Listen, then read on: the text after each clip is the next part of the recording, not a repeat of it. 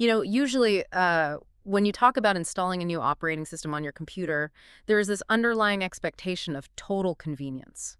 Right. Yeah, you want it to just work. Exactly. The standard experience is a lot like moving into a pre-built, fully furnished apartment. You turn the key, the lights turn on, the plumbing just works in the background.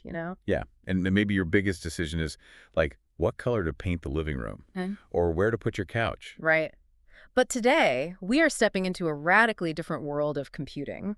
We are looking at a technological landscape where there is no apartment, there are no pre-installed light switches. Oh, not even close. No. We are decoding a piece of technology that sounds almost absurd to a casual user. It's an operating system where you have to build almost every single piece of software yourself from raw code just to get it running. It is the absolute definition of a trial by fire. I mean, we're talking about an environment where the training wheels are completely removed. Wow. Yeah. You are handed the raw materials of computer science. The learning curve is intentionally punishing, but, the payoff is that it forces everyday users to deeply understand the machines they rely on. Okay, let's unpack this.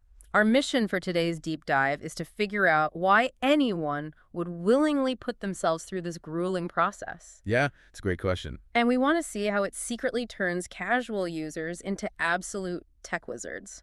So, to guide us, we are looking at a fantastic deep dive series from the Djere Services Group. Such a good series. It really is. They produced this massive 15-part overarching look at GNU Linux distributions.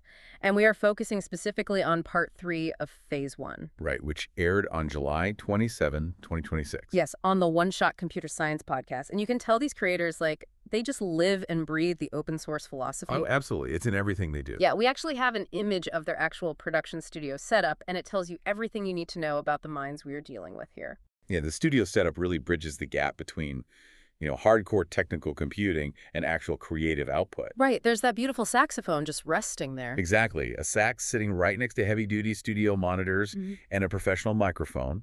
And powering all of this, running the sheet music on one screen and the digital audio workstation on the other, is a machine running pop.os GNU Linux. Which is awesome to see. Yeah, they're using free software tools like GIMP for image editing, Shotcut for video, and Notebook LM for research. It's a full open source workflow. Exactly. It proves that these complex Linux ecosystems aren't just, academic exercises. They are stable, production-ready environments for working artists and engineers. So the operating system at the center of this specific exploration is called Gentoo GNU Linux. And if we go back to our apartment analogy, if Windows, Mac OS, or even a mainstream Linux like Ubuntu is that fully furnished house, right. Well, installing Gentoo is like being handed a plot of dirt, a stack of blueprints, and a sawmill. Ah, sawmill, yes. Okay. That's a great way to put it. You literally have to cut the wood yourself before you can build the walls. Yeah, and the formal terminology for that sawmill approach is a metadistribution. A metadistribution, okay. Right, because mainstream operating systems hand you a rigid pre-configured environment. A team of corporate engineers has already made, 1,000 decisions about how your software should run. What background services start, how memory is allocated, all that. Exactly. But Gentoo rejects that premise entirely. It provides the foundational framework, the raw tools, for you to build the system locally. So you're building it on your own machine? Yes. You are taking raw source code and compiling it directly on your physical machine. Which means it becomes perfectly optimized for the exact specific hardware it's sitting on. Precisely. But to really grasp why someone chooses the sawmill over the pre-built house, we have to look back at the origins of this project. So in 1999, a developer named Daniel Robbins launched the precursor to Gentoo. Right, Enoch Linux. The Enoch Linux, exactly. And his driving goal was to create a distribution with absolutely zero pre-compiled binaries. Which was radical. And, we should probably clarify the difference between source code and a binary because it is the fundamental mechanism of this entire system. Yeah, definitely. Let's break that down. So think of source code as highly detailed recipe, right? Written in human-readable English. Yeah. A programmer writes it, you can read it, you can modify it. Makes sense. But the central processing unit of your computer, the CPU, it doesn't speak English. No, it just sees math. Right. It's essentially a chef that only understands electrical voltages, ones and zeros. So binary is the finished translated product. Ah, okay. The compiler is the translator that takes the human recipe and turns it into machine executable binary code. So the mainstream distributions just hand you the finished binary. Exactly. You don't get to see the recipe. Right, like downloading an .exe file on Windows or an .app file on a Mac. You can't read it, you just double-click and run it. Exactly. So Enoch Linux and later Gentoo, after Robbins, I think he experimented heavily with the automated port system in FreeBSD, right? Yeah, and then rebranded to Gentoo in 2000. Right. So Gentoo forces your computer to be the translator. They hand you the raw source code and make your processor do the heavy lifting of compiling it. Yes. And the overarching philosophy behind this is absolute user choice. The idea that the operating system should bend to the user's will, not the other way around. Which is very empowering. It is, but, I have to push back on this concept a little bit. Okay. Because absolute user choice sounds noble, sure, but isn't it just a total recipe for chaos? How do you mean? Well, if every single user is building a completely unique, customized system from scratch with totally different settings, how does it not just shatter into a million pieces the second a piece of software needs an update? Wow. Well, what's fascinating here is how Gentoo engineers its way out of that chaos through a rolling release architecture. A rolling release. Right. Most operating systems rely on massive monolithic version updates. You have Windows 10, and then years later you install Windows 11. Or like Ubuntu 22.04, and then you upgrade to 24.04. Exactly. Those point releases are highly orchestrated by the maintainers to ensure compatibility, but they leave your software stagnant for months or even years in between. Right, you're stuck on the old versions. But Gentoo abandons the version numbers entirely. It updates continuously. But wait, if millions of users have wildly different hardware and custom compilation flags, how does a constant rolling stream of updates not just break everyone's custom setups? Because Gentoo isn't distributing brittle, pre-compiled binaries that might conflict with your specific setup. Oh, right, because they distribute source code. Exactly. They are distributing updated source code instructions. So as upstream software developers say, the team behind the Firefox browser released new code out into the world. The maintainers react to it? Yeah, the Gentoo maintainers immediately update the build instructions in their package manager, which is called Portage. Portage, right. So your machine pulls down the new recipe, looks at your highly specific, customized local environment, and compiles the new software perfectly tailored to fit your existing puzzle. That is wild. Your machine is constantly, incrementally evolving without ever needing a chaotic, system-wide reinstallation. So it's like a house that just slowly upgrades its own plumbing and wiring one pipe at a time while you're sleeping. Yeah. You never have to tear down the whole building to install a new sink. That is a perfect analogy, yes. And this fierce dedication to user independence, it extends to system-level architecture too. Like take the initialization system. Oh, yes. The system debate. Right, because in the Linux world, system is the background manager that handles how your computer starts up, mounts drives, and runs services. And over the last decade, almost every major distribution adopted systemed as the mandatory standard. Yeah, and the adoption of system was highly controversial Very controversial. because it integrated so many different system functions under one massive umbrella, which really goes against the traditional Unix philosophy of having small, separate tools that do one job perfectly. So while the rest of the mainstream Linux world forced systemed on their users for the sake of standardization, Gentoo just flat out refused. They did. By default, they use a much lighter, dependency-based init system called OpenRC. OpenRC, but they still give you the choice, right? Exactly. Yeah. Adhering to their rule of absolute choice, if you, the administrator, specifically want to use systemed, Gentoo fully provides the tools to integrate it. The platform dictates nothing. It only facilitates your decisions. Okay, so since the philosophy demands that you dictate every single term of the system, the actual installation process is, well, it's an intense graphical installer-free gauntlet. It really is a go. You don't get a nice welcome screen with a next button or a time zone map or a friendly progress bar. No progress bars here. You start by booting into a temporary live environment, which is just a stark, black command line interface, just text. Yeah, it's intimidating. And the very first hurdle is manually configuring your network connection and partitioning your hard drive using these bare bones utilities like foodisk or parted. Because you are manually defining the physical reality of the hardware for the software. Right. You aren't just selecting a drive from a drop-down menu. You are typing commands to declare exactly where the boot sector begins and ends on the spinning disk or the flash memory. And then you have to format those raw partitions with specific file systems. Right, choosing between X4, BTRFs, or XFS based on exactly how you want your data structured. But the critical pivot point of the entire installation, like the true beginning of a Gen 2 system, is dealing with the Stage 3 tarball. The Stage 3 tarball, yes. I just love that name. Stage 3 tarball. It sounds like something out of a sci-fi movie. It does, yeah. But it's actually solving a massive logical paradox, isn't it? It is, because if you are building an operating system entirely from source code, you face the ultimate chicken and egg problem. Right. You need a compiler to turn raw source code into a working system.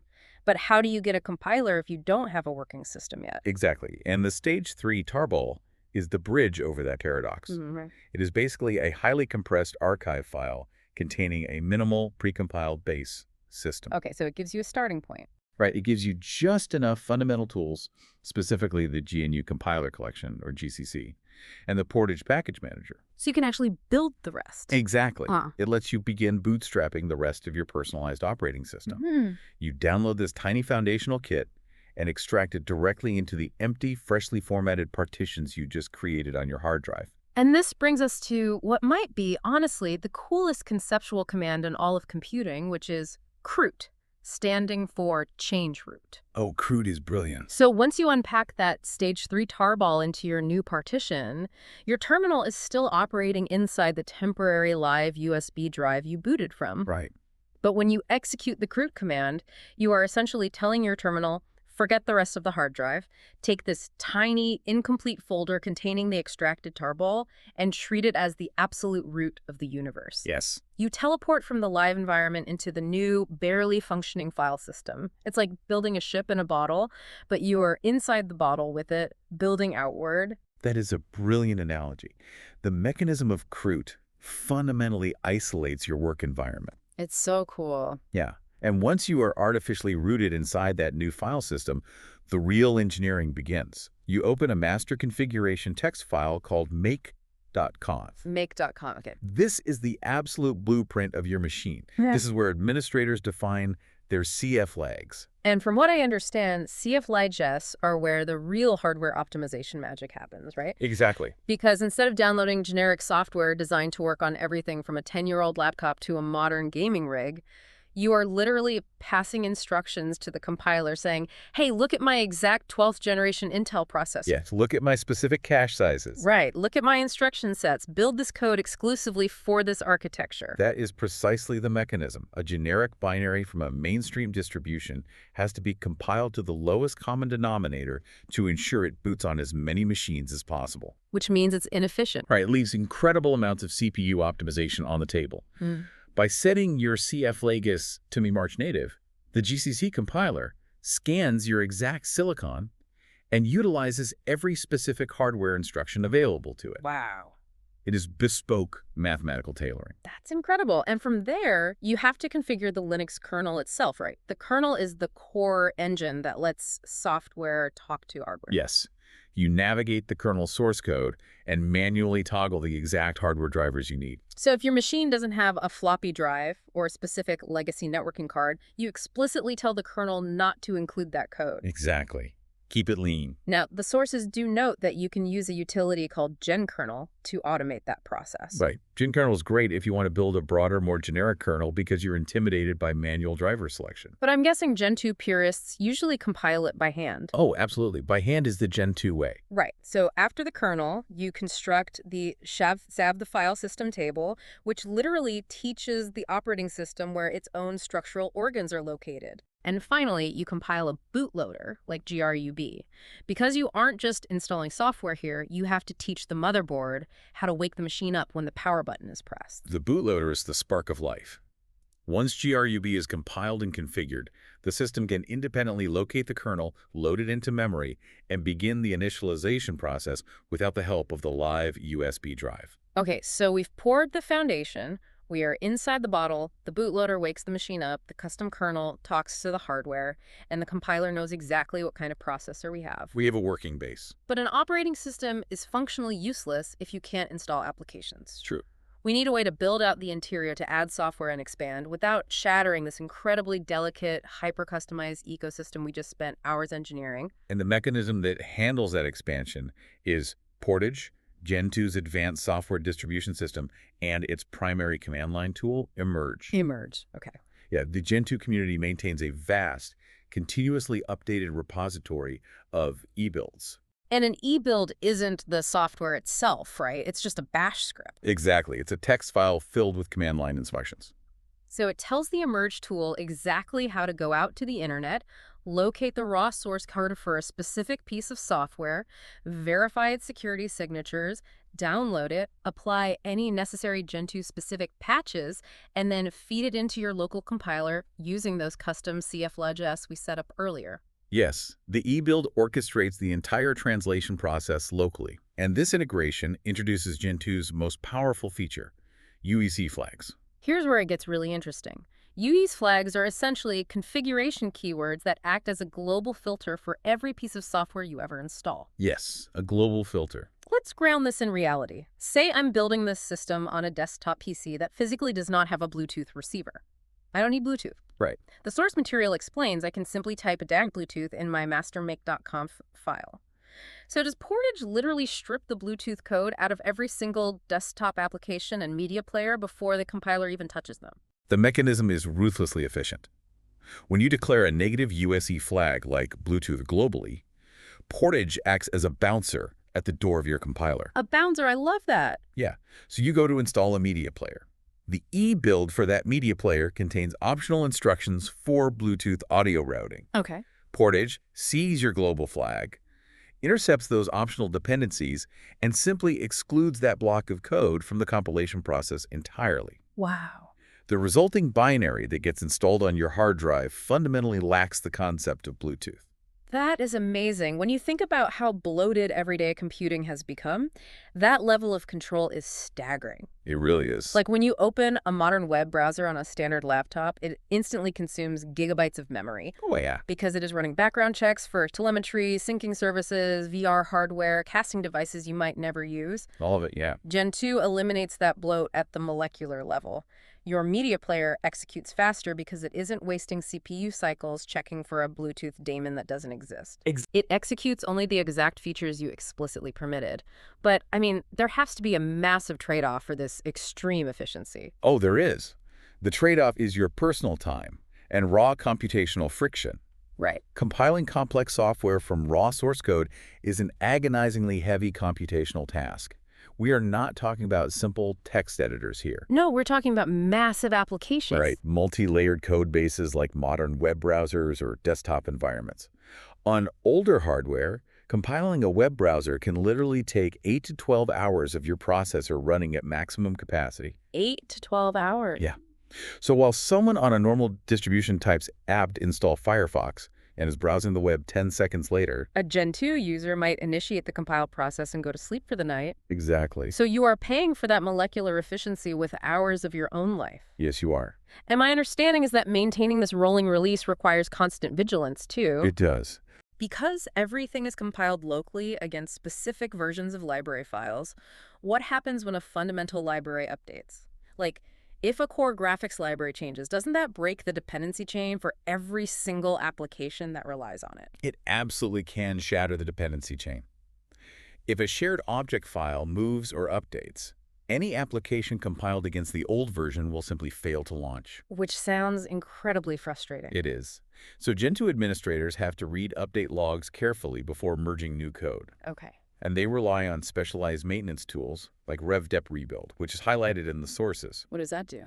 This tool crawls through your entire system, identifies broken dependent binaries that are looking for missing libraries, and automatically recompiles those specific applications from source to stitch the dependency chain back together. Wow, it sounds utterly exhausting. It can be. Which brings us to the ultimate crucible of this entire deep dive, because every single piece of software must be meticulously compiled, flag-checked, and maintained against broken dependencies. Surviving this grueling process fundamentally transforms the person sitting at the keyboard. Oh, the educational impact of running a source-based metadistribution cannot be overstated. By providing zero automated crutches, Gentoo forces you into the role of a systems engineer. You really have no choice. None. You have to master the GNU compilation toolchain GCC and make. When a compilation fails, there is no generic tech support forum that can give you a quick fix. Because nobody else has your exact system. Exactly. Nobody else has your specific combination of UAZ flags and C flags. You have to read the compilation output, locate the syntax error or the missing dependency, and fix the code yourself. So what does this all mean for you, the listener? Why should you care about this grueling, specialized corner of the tech world? That's a fair question. Because Gentoo completely strips away the magic of software. You know, when you use your smartphone or your laptop, it feels like a magic when you tap an icon and a fully formed application just springs to life. Yeah, we take it for granted. Gentoo destroys that illusion. Watching Portage automate that dependency resolution, watching it fetch library after library, compiling audio codecs, text rendering engines, and security certificates just to build one single media player, it makes the deeply interconnected nature of computing visibly apparent. You see all the gears turning?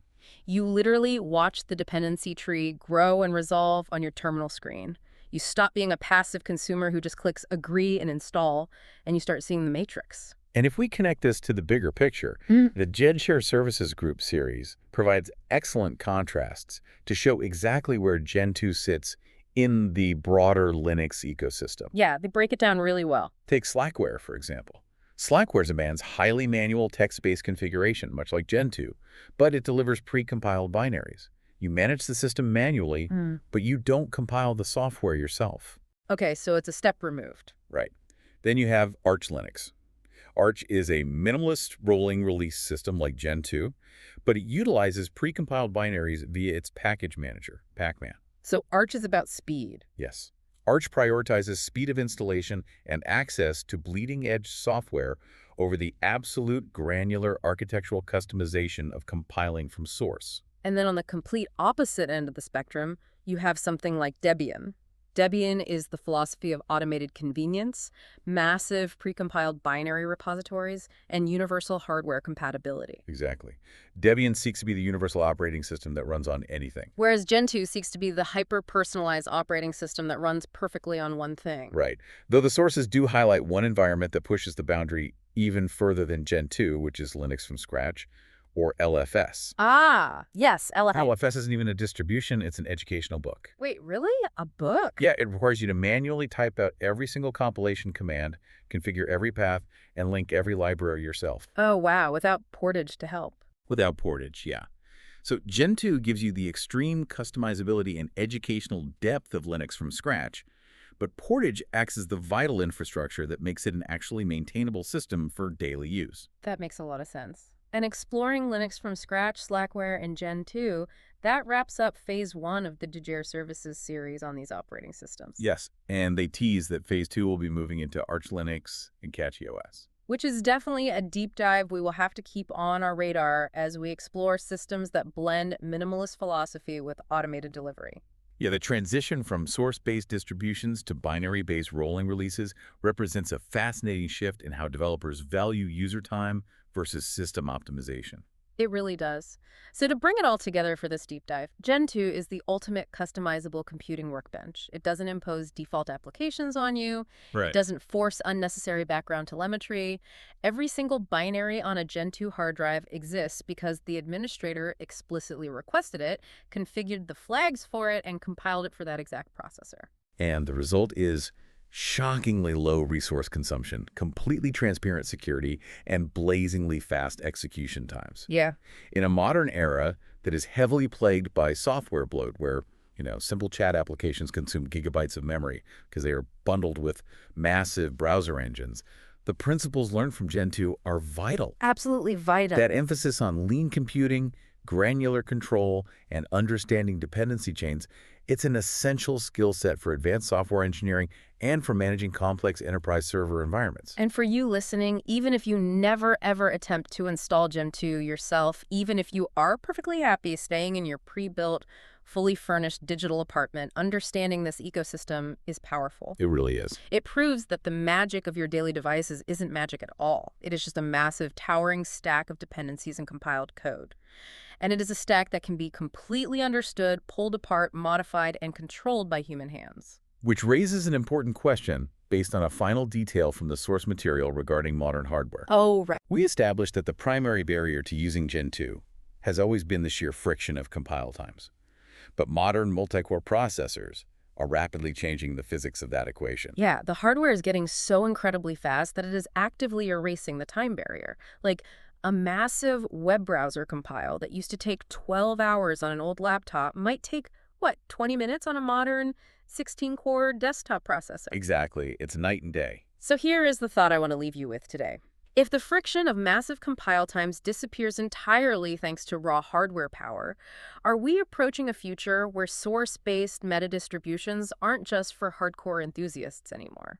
That's a great question. If you could have a perfectly tailored, hyper-optimized, bloat-free operating system without the grueling overnight wait, will the raw plot of land and the sawmill eventually become the everyday standard for how we build our digital world? It's a compelling future to imagine. It really is. Thanks for joining us on this deep dive. Keep questioning the magic behind your screens.